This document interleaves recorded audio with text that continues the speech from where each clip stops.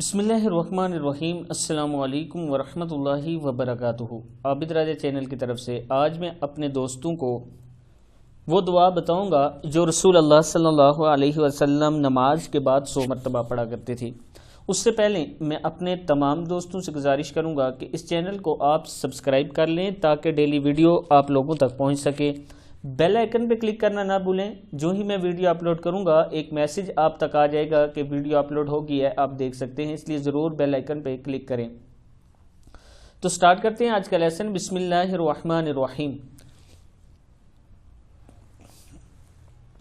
एक अंसारी सहाबी कहते हैं कि मैंने रसूल अल्लाह सल्लल्लाहु अलैहि वसल्लम को नमाज के बाद ये दुआ 100 दफ़ा पढ़ते हुए सुना।